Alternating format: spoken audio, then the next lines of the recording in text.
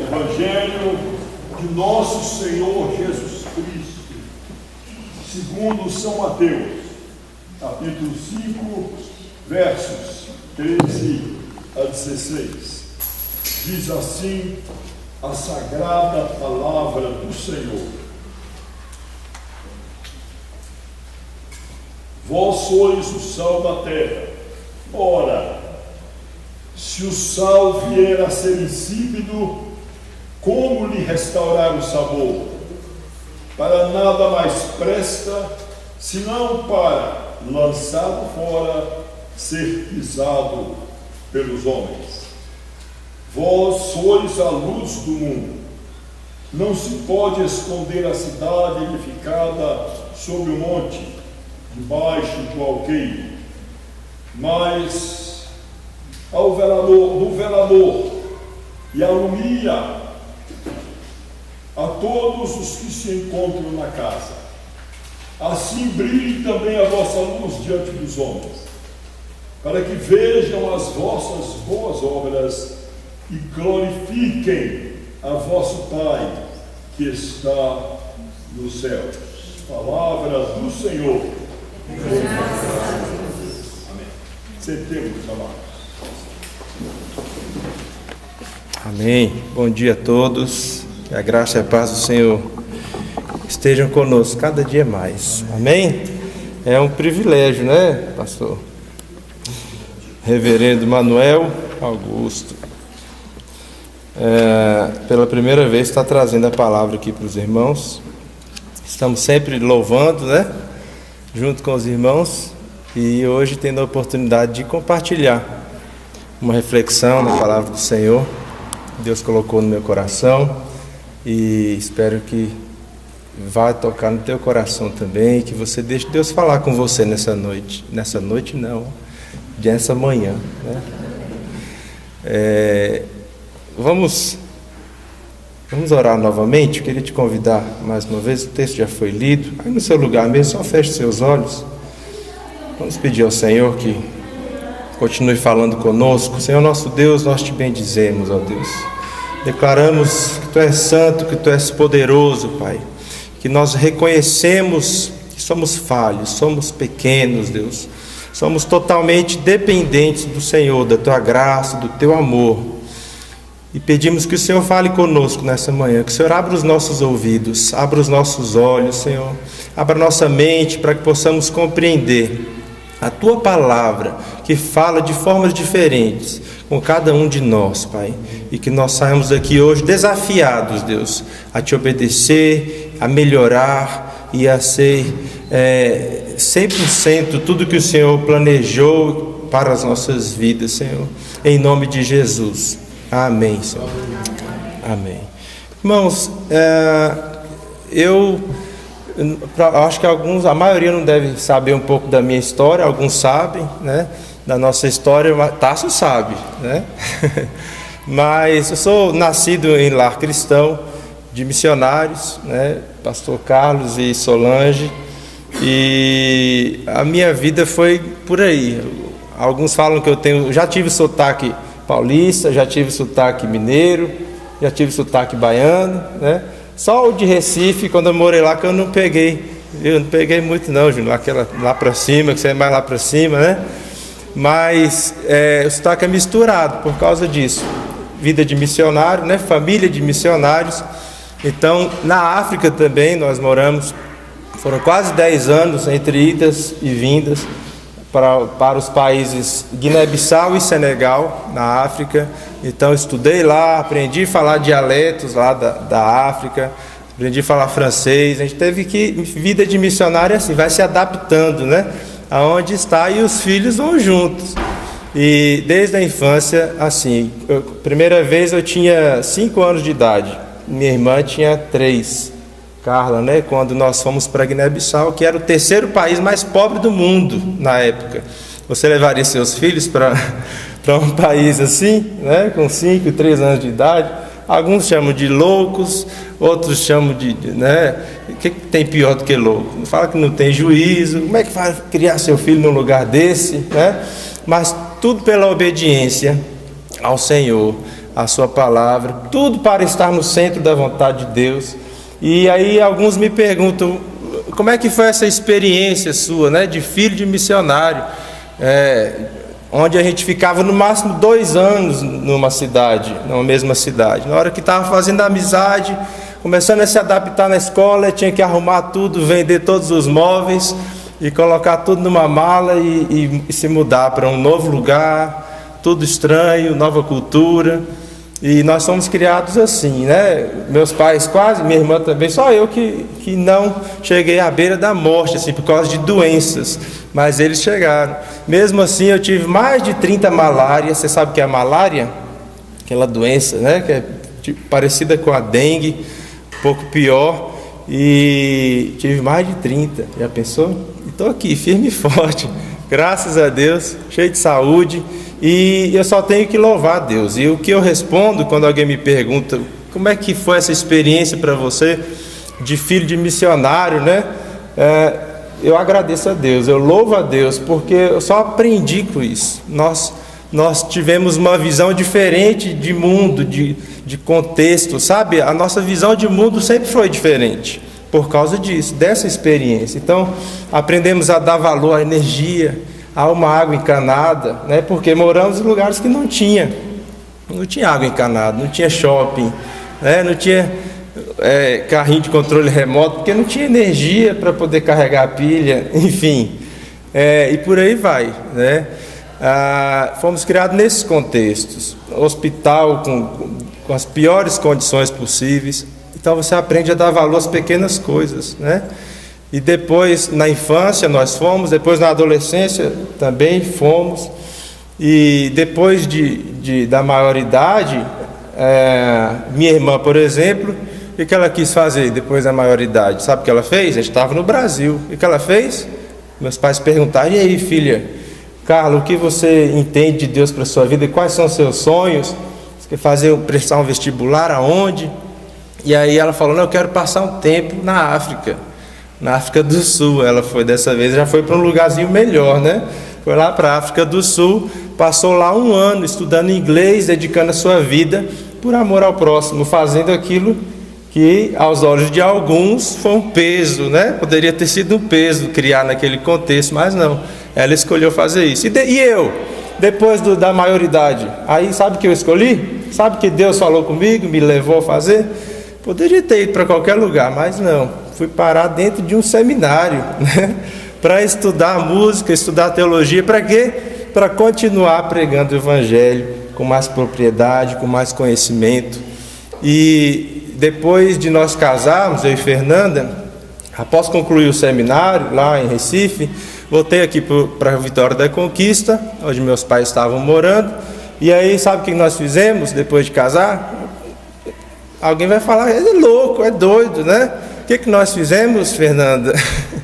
Com 15 dias de casado, depois de voltar da lua de mel, pegamos nossas malas, né? Normalmente um casal faz o quê, pastor? Que é uma excelência de casamento, inclusive fez nosso casamento, né? Como ele disse, só faz casamento de gente bonita, então fez nosso casamento, estava lá. E aí, qual é o conselho? Um casal, ele casou, ele quer o quê? Quem casa quer? Casa, né? Quer curtir o seu primeiro ano, quer se adaptar, não é isso? E nós fizemos o quê? Fomos para a estrada. E nós casamos e fomos para a estrada. Fizemos nossas malas, entramos dentro de 2 carros com mais 8 irmãos, missionários também, jovens, dispostos a doar sua vida e dar um tempo, parar tudo e ir para a estrada, falar de igreja em igreja pelo Brasil afora, levando o testemunho de vida, levando a mensagem sobre a importância de anunciar o evangelho e sobre o nosso contexto de nível Nordeste, zona rural, onde, quando você para pensar em Brasil, os piores lugares, pior em todos os sentidos, né? De condições sociais, de economia, de tudo, de corrupção, de analfabetismo, de prostituição infantil, de fome, é onde são os lugares mais pobres. Está aqui no nosso Nordeste, zona rural, sertão, e lá no Amazonas, né? Nos ribeirinhos, aqueles índios mais afastados. Então, nível Brasil, são esses lugares. E nós escolhemos o Nordeste, o sertão, para levar o Evangelho. Então, é isso que nós escolhemos, né? Essa loucura, mais uma loucura aí, aos olhos de alguns. Nós fomos para a estrada. Ficamos lá cerca de 5 meses, depois retornamos. E aí sim, a gente foi atrás, né, de um lugar para a gente ficar e conseguir viver aquela vida a dois. Mas tudo isso foi válido, nos trouxe aprendizado, nos deu a oportunidade de crescer, de amadurecer, como casal mesmo, diante disso tudo, tendo que abrir mão, porque nós éramos os líderes daquela equipe. E aí você já viu, o casal quando casa, tudo novo, né? Normal, discussões, né? Ferro afia ferro, né? E para ter discussão basta ter 2 seres humanos, é ou não é? Porque nós não somos perfeitos, somos diferentes. Então precisamos nos adaptar. Amor é isso, né? Abrir mão de si mesmo pelo próximo. Então nós vamos nos adaptando.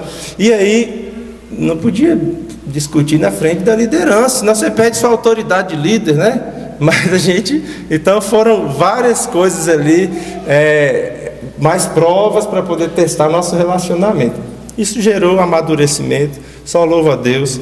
E depois, desde lá, vai fazer quantos anos? Foi em 2008, né? Nós casamos em janeiro de 2008 e estamos juntos e continuamos levando o Evangelho, felizes, realizados, para a glória de Deus. E eu estou te dizendo isso tudo para dizer que loucura aos nossos olhos, né? Não, para Deus não é loucura. E muitas vezes obedecer a Deus parece loucura para os olhos dos nossos pais, dos nossos amigos, dos nossos familiares, né? Parece loucura. A sociedade diz que é loucura obedecer a Deus. A sociedade diz que é loucura você abrir mão de projetos que são totalmente para você, né? Para poder se dedicar a projetos que é totalmente para o próximo e não para você.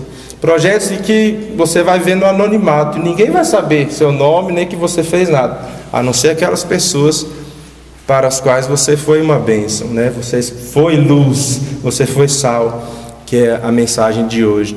Então, eu louvo a Deus pela vida do reverendo Manuel, de Rai, que me convidaram para poder estar aqui junto com os irmãos nesse ministério. Está fazendo 1 ano e estamos felizes, e louvo a Deus. E você sabe de tudo aqui, uma das coisas que mais chama a atenção é o carinho dos irmãos aqui no nosso culto, né? Na hora da comunhão, os irmãos vêm, abraçam, a gente está tocando ali, os irmãos não estão nem sem estar tocando e vai abraçando. E aí eu aprendi, falando, é assim mesmo, a gente para de tocar e dá um abraço, né?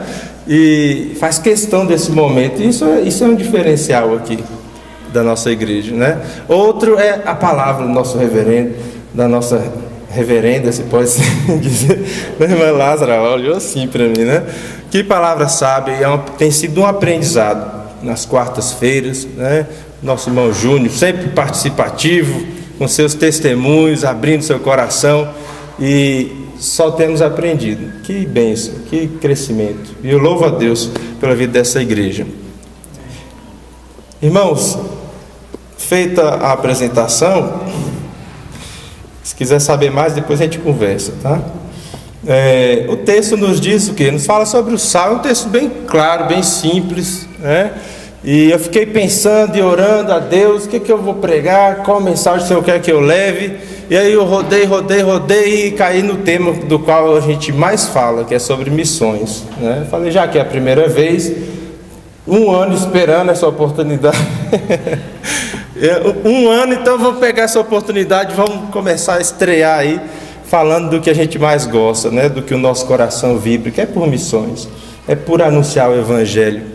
E esse texto ele é bem claro, ele fala sobre o sal, ele fala sobre a luz. E no início, você viu a leitura do texto, ele fala sobre o sal. Fala que vós sois o sal da terra. Ora, se o sal vier a ser insípido, como lhe restará o sabor? Né? Para nada mais presta, senão para quê? Para jogar fora, ser pisado pelos homens. E aí, se você for parar para pensar, tem como o sal perder o seu gosto? quem entende de química, aí, né? O sal, ele é um produto, assim, um nutriente, ele perde. O que é mais fácil? Ele influenciar ou ele ser influenciado por algum outro mineral ou algum outro gosto? O sal é forte, não é? O sal puro, ele não perde seu gosto. Ele não é influenciado, não. Ele é forte, ele permanece, ele faz diferença, ele chega ele se impõe, ele não volta atrás. O sal, ele é assim, ele é resistente, pode vir chover canivete, que nem diz por aí, né? Mas, aí alguém fala assim, mas por que Jesus usou então o sal? Por que não falou de outra coisa? O sal perder o seu sabor? Como assim? Então nós vamos analisar, se você for pesquisar, você vai ver que lá no Mar Morto, o sal de lá não é igual, não é puro.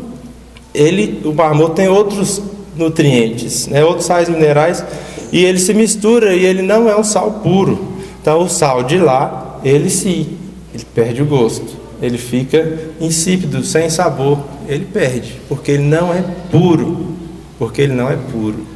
Então Jesus sabia do que estava falando, né? Ele não é cientista, mas né?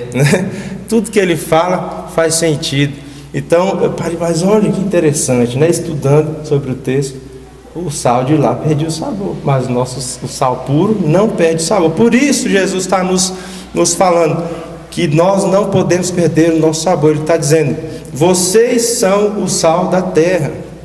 Está dizendo que nós devemos ser como o sal. O que quer dizer isso, irmãos? O que mais quer dizer isso? Jesus estava ali ensinando os seus discípulos no Sermão do Monte, né? E multidões, está dizendo lá no versículo 1, vendo Jesus, as multidões subiu ao monte, né? Se assentou ali, lógico, os discípulos sempre mais próximos, e ele falando para aquela multidão, ensinando, vós sois o sal da terra. Quando nós pensamos em sal puro, eu gostei de fazer essa relação com o nosso caráter, com as nossas posturas como cidadão, como cristão, como pai, como amigo, como homem, como mulher. Quais são os seus valores? Quais são os seus princípios? Se trata de caráter. Então, quando ele fala aqui de sal, ele está falando sobre o que vem de dentro para fora. Quais são os seus valores? Quais são as suas escolhas? Quem é você no dia a dia? Quem é você quando ninguém vê?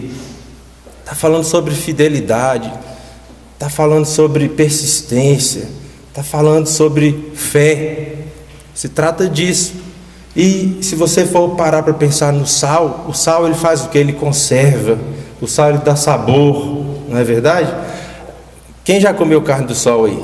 Todo mundo, né? Carne do sol. Por que carne do sol? Qual é a principal característica da carne do sol?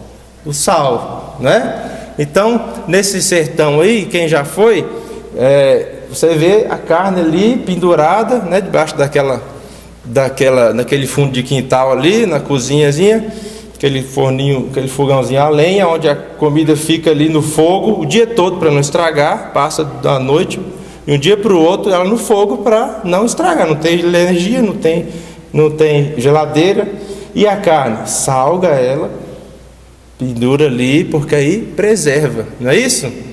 O sal preserva também, o sal dá sabor, o sal é poderoso. Então, por isso Jesus, quando ele fala conosco que nós precisamos ser sal, nós precisamos fazer diferença. E pensando a nível igreja, se você for parar para pensar, os maiores países, as potências a nível do mundo todo, da terra toda, de todos os países de primeiro mundo, os mais desenvolvidos, são países cristãos em sua maioria. É ou não é? Países cristãos. Os países mais pobres, mais miseráveis, não é o evangelho que predomina lá. É ou não é? Concorda?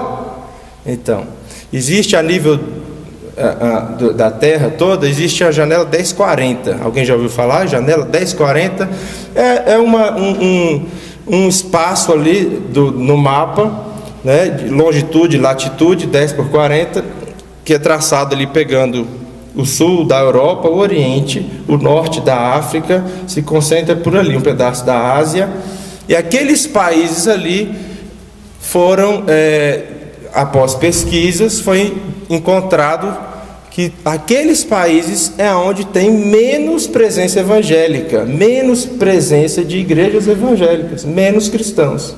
Então são os países menos alcançados. E você já percebeu, vamos pensar agora, todo mundo sabe, e aqui eu sei que só tem doutor, né? 99%. E aonde é que tem mais guerra? Aonde é que tem mais miséria? Aonde é que tem as piores coisas acontecendo quando se trata do mundo? Não é nesse lugar aí? Na janela 1040? É onde? Afeganistão, faixa de Gaza. Onde é que está esses lugares? Que a gente liga o jornal, onde é que está dizendo ali? E o que tem que acontece fora, nos Estados Unidos, na Europa, vem de lá, tem influência de lá. É, não é? Então, a ausência de evangelho, a ausência de luz, a ausência de caráter, a ausência de Jesus Cristo, do Espírito Santo de Deus, só traz o quê? Morte, trevas. Não tem como separar. Uma coisa é consequência da outra. E aí, meus irmãos, estou dizendo isso porque você vê a importância de nós como igreja na nossa nação. Por exemplo, Mateus 5, versículo 3 a 11, aqui antes um pouco, fala das bem-aventuranças, né? Jesus está dizendo: bem-aventurados os humildes de espírito, bem-aventurados os que choram, porque serão consolados, bem-aventurados os mansos, porque herdarão a terra, bem-aventurados os que têm fome e sede de justiça, porque serão fartos, bem-aventurados os misericordiosos, os limpos de coração, os pacificadores, os perseguidos por causa da justiça, porque deles é o reino dos céus.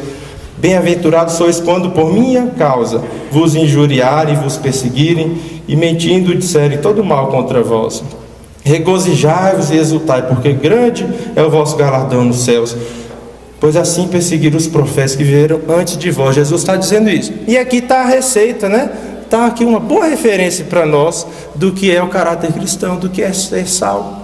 É isso aqui: é ser humilde de espírito, é chorar com os que choram, é ser manso, é ter fome e sede de justiça, a justiça de Deus, não a nossa, é ser misericordioso, é ser limpo de coração, é ser um pacificador. Você está entendendo? Então aqui tem a ver com caráter. E a outra parte do ser luz? Ser luz, vós sois a luz do mundo, porque Jesus nunca deixa nada solto nos seus ensinamentos, né? E ele diz em João 8:12, Jesus diz: eu sou a luz do mundo, quem me segue não andará nas trevas, pelo contrário, terá a luz da vida. João 9:5, enquanto estou no mundo, sou a luz do mundo. O que nós aprendemos com isso? Que nós devemos anunciar, devemos mostrar o caminho. Essa é a nossa prioridade. E quando Jesus disse: vocês são a luz do mundo, porque nós como igreja agora é que somos a luz do mundo. Nós devemos anunciar que Jesus é o caminho, a verdade e a vida, que ninguém vem ao Pai se não for por Ele. E ele disse, eu li esse texto para você ver que ele diz: enquanto estou no mundo, sou a luz do mundo. Jesus não está mais aqui. Então quem é a luz do mundo? Nós. Você está entendendo? Jesus não deixa nada solto. Nós temos o dever, a responsabilidade de anunciar o Evangelho. Se você não fizer isso, se nós como igreja não fizermos isso, ninguém fará. Esse é o nosso dever, esse é o nosso papel. Eu costumo fazer essa pergunta: quantos aqui têm certeza da sua salvação em Jesus Cristo? Quantos aqui têm certeza? Assim, não, eu já entreguei a minha vida para Jesus, eu estou com Ele. Quem? Faz um sinal com a sua mão. Amém, eu também. Então, você já está garantido lá no céu? Amém? Sua salvação? A palavra diz, né? Se crer e for batizado, serás salvo, né? Não é isso, Eli? Amém? Mas por que nós estamos aqui até agora, reverendo? Por que nós, né, já estamos salvos? Por que estamos aqui todos? Por que já não estamos lá com o Senhor? Esse mundo tão perverso, só tem desgraça, né? Só tem pecado, só tem trevas. Por que estamos aqui? Porque nós temos uma missão. Precisamos fazer a diferença. Então, meus irmãos, precisamos mostrar o caminho. Ser luz é ser direção, é ser resposta, é mostrar o caminho, é aconselhar, é você orar, é você compartilhar. A irmã Mileide estava me falando ali de um amigo que está em depressão, lá em Portugal, não é isso? Pensando em suicídio, ela está aflita, e ela me disse no WhatsApp esses dias, pedindo oração, e ela está tentando ajudar dentro do que pode, e orando e falando com ele. Ela está com o coração dela cheio de compaixão, de amor, se importando com o próximo e fazendo o que ela pode à distância. Ela está orando, ela está falando com ele. Então, existem 3 formas de nós sermos luz, costumamos falar e resumir assim: missões se faz com os pés dos que vão, os joelhos dos que oram e as mãos dos que contribuem, porque sem recurso não tem como ir, E a igreja tem esse dever de fazer os 3, e nós podemos fazer. Então a minha palavra hoje é que nós, como igreja, não nos acovardamos. Eu já vi o reverendo citando, e eu também gosto de citar, aquela frase de São Francisco de Assis: pregue o evangelho, e se necessário, use palavras. Já ouviu? Mas, sim, toda razão, eu entendo que nossa conduta deve preceder nossas palavras, sim, mas que esse pensamento não seja motivo para nós adotarmos uma conduta de comodismo. Nós não podemos nos omitir. Jesus anunciou as boas novas, Ele é o maior exemplo de todos. Ele nos chama também para anunciar. Ele ia até quem precisava. Ele não era um crente, eu brinco falando, aquele crente 007, Ninguém sabe que ele é um agente secreto.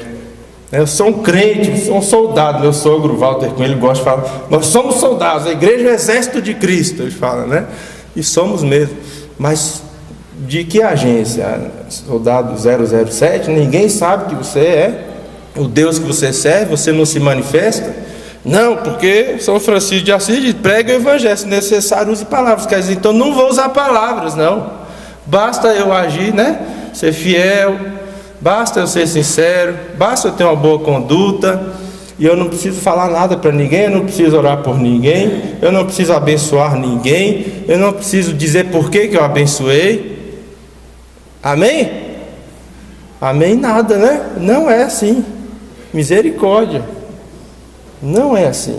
Então essa frase de São Francisco de Assis tem todo o sentido, porque não adianta, nós estamos cheios de pregador aí, que Deus tem misericórdia deles, que falam uma coisa e vive outra.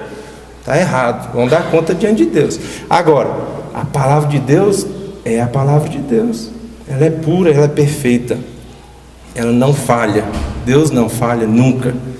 Nós falhamos, mas Deus não falha. E o segredo para ser sal não é você ser perfeito. Não, nós não somos perfeitos.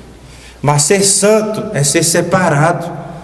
Ser sal, ter caráter cristão, é aquele que busca se consagrar na palavra do Senhor. Por isso precisamos estar aqui. Por isso precisamos frequentar as oportunidades, como tem o culto da quarta-feira. Porque quando nós estamos juntos, a brasa, pensa na fogueira, quando você tira uma brasa, o que acontece com ela? Ela começa a se apagar, não é isso? Mas quando coloca junto, ela começa a se acender, Um influenciando o outro. Mas se você ficar longe do braseiro, a chama vai apagando, vai esfriando, vai ficando mais difícil. Então precisamos andar juntos. Então eu deixo esse desafio aqui, irmãos. Temos aí os cultos da quarta-feira. O que nós fazemos como igreja? Eu estou aqui há 1 ano, eu tenho observado os irmãos. Aquele lá, o Tiago, filho de missionário, criado, indo pela terra toda aí, abrindo mão de tudo, de renunciando, para poder levar o evangelho. Aquele que o coração arde, pelo próximo. Aquele que ouviu a vida toda essa mensagem de que nós somos a solução para esse mundo. Igreja, nós somos a luz do mundo, é o que Jesus está dizendo. E aí eu estou aqui há 1 ano, e eu estou observando, Estou observando a irmã Odete no desespero para conseguir um culto de quarta-feira, uma casa que abra a porta. Ela não está pedindo para você vir trazer uma palavra aqui, ela não está pedindo para ninguém promover um evento como aquela feijoada, Não, está pedindo. e receber a igreja. E tem mais, não é só receber. Aí eu te desafio, o que é ser luz? Porque você pode ser fiel, você pode ser correto, Deus está vendo, tudo bem, está com sua salvação garantida, mas e a parte que ele diz, seja luz? Como é que você pega uma luz e deixa só dentro da sua casa fechada? Você está sendo luz? Você vai mostrar alguma coisa para alguém dentro da sua casa? A cidade vai ver uma luz lá dentro do seu quarto fechado? Não vai, está dizendo, né? Não adianta pegar aquela luz e colocar debaixo do alqueire. Não, você precisa falar para todo mundo. O que quer dizer isso? Estou dando um exemplo prático aqui, tá? Nas quartas-feiras, abre a tua porta, procure logo no final do culto, deixa para amanhã não. Irmão Odete, vamos agendar a minha uma vez, irmãos. Quantas pessoas nós temos aqui? Mais de 50, com certeza, aqui na igreja. Com certeza, imagina aí. Será que tem quantas semanas? Eu não sei, tem 366 dias, né? Quantas semanas? 52? No ano?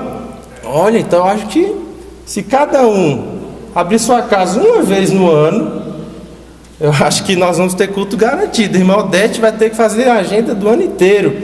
Mas não é só abrir sua porta, porque isso é fácil. É você convidar seus amigos, convida seus vizinhos, convida. Não seja um crente agente secreto, não. Traga ele para dentro da sua casa. Ele vai, você quer dizer que você é crente? Mas rapaz, não me falou nada, né? Você é crente, rapaz, você serve o Senhor, você tem, por isso que você é certinho assim, né? Sabe como é que me chamavam lá no 2º grau? Pastorzinho. Porque eu era certinho, por causa da palavra do Senhor. Glória a Deus por isso, né? Que você também seja conhecido assim e não seja um crente agente secreto. Irmãos, quarta-feira, olha lá, irmão, vamos lá. Tem um monte de casa aqui que eu não conheci ainda. Eu quero conhecer sua casa, viu? E seus amigos também, seus vizinhos. Vamos levar o evangelho. Está vindo uma oportunidade excelente aí, o cursilho. Eu estou ansioso por esse cursilho, né? As irmãs já foram, nós iremos no início do ano, e vai ser uma bela oportunidade para nós como igreja podermos fazer diferença, anunciar, levar o evangelho. Aí você vai poder convidar vizinhos, né? Parentes, os amigos, os conhecidos, para que eles recebam também. Aquilo que é bom, você não guarda só para você, não é? Nós já estamos encerrando aqui. Aquilo que é bom, vamos ver as redes sociais aí. Quem tem Facebook aí? Quem tem Facebook ou Instagram? Faz um sinalzinho, me ajuda aí. Você tem? Todo mundo aí está online, né? Você vê alguém, quando você está triste, quando aconteceu uma desgraça na sua vida, coisa ruim, você gosta de ficar compartilhando coisa ruim lá? Não, a coisa boa, teve uma vitória, conseguiu uma conquista, sério, todo mundo, né? Tira uma foto, comprei um carro novo, né? Tira uma foto, né? Coloca lá, vou viajar, vou num restaurante legal, vou na praia, todo mundo coloca o quê? Momentos bons, é ou não é? Aquilo que é bom a gente quer compartilhar, não é? E por que não com o evangelho do Senhor? Vamos fazer do mesmo jeito? É bom para você? Amém? É bom para você? Compartilhe, para que possa abençoar outras vidas. Vamos melhorar, vamos melhorar como igreja. Nós sempre podemos melhorar. E não é fácil mesmo, não. Dá uma preguiça, né? Tem que se expor. Alguns que eram seus amigos vão te olhar feio. Você é um fanático, ó. Não é ser fanático, mas é dentro da liberdade que Ele te dá, vai fazendo diferença. Vai fazendo diferença. Primeiro com o seu exemplo, mas também oferecendo uma oração, compartilhando um versículo, não é? Convidando para vir a um culto de quarta-feira. É mais fácil. Está vendo esse rapaz aqui, ó? Por último, é o Joelton. Ele é um amigo nosso, né? Tem uns 7 anos que a gente anda junto. E ele é um fruto do nosso trabalho de missões lá no Bruno Bacelar. Ele esteve aqui com o circo, apresentando aqui. Você viu que ele está treinado, já são anos aí, né? Com a minha irmã Carla e o Jefferson, que lideram o grupo do circo. É uma estratégia de evangelismo. Para que eles fazem isso? Para levar a palavra, para ser luz. Você precisa se expor, né? Mas estou falando dele porque ele é fruto desse trabalho e da nossa obediência de levar o evangelho, de sair do nosso comodismo. Agora está chegando janeiro aqui. Você sabe para onde que eu vou? Fernanda vai estar com 1 mês, o bebê nosso, né? Ela está grávida, vocês estão vendo? Gustavo vai nascer daqui 1 mês.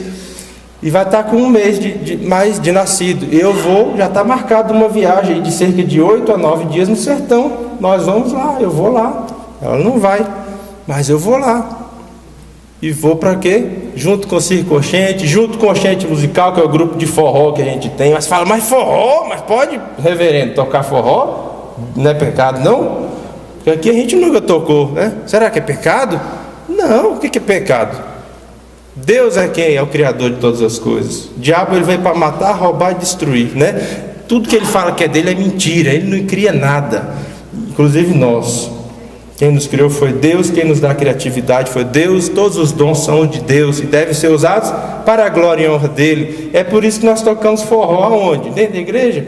Às vezes, quando a igreja permite, para falar sobre a importância de levar o evangelho ao povo da zona rural, aqui do nosso sertão, tão pertinho de nós, né? E é isso que nós fazemos, e estaremos em janeiro, em julho novamente, e às vezes em outros tempos também. Vamos começar a compartilhar com os irmãos. De repente os irmãos podem fazer uma viagem dessa conosco, abrir mão dos 8 dias das suas férias, né? Vai lá, se doar para o próximo. Mas comece, lembre da quarta-feira. Ah, mas não posso, não tem problema em janeiro. Abra a sua casa uma vez no ano. Na quarta-feira já de passo em passo, passo a passo, Deus vai te dando força, você vai se animando para fazer mais e fazer diferença. Aí Fernanda falou, você vai falar sobre o Oxente de novo? Eu vou falar sobre missões, sobre o Oxente. Mas você vai falar? Vou falar. Se o reverendo não quiser deixar eu pregar mais, não tem problema, mas eu vou falar o que Deus está me mandando falar, o que eu sei que eu devo falar, né? E aí, se for se for a primeira vez, a última, não importa. Eu estou dizendo aquilo que Deus me mandou dizer, aquilo que a palavra dele está dizendo. Só quero que os irmãos lembrem, vamos fazer diferença, vamos fazer diferença, porque o caminho é esse, não tem outro. Amém? Amém? Obrigado pela oportunidade, irmãos, e que Deus possa nos ajudar, porque somente pela misericórdia dele que nós podemos ser sal, podemos ser luz, a cada dia buscando nele força. Nós somos falhos, mas nele nós podemos todas as coisas, nele nós podemos ser mais que vencedores, em nome de Jesus.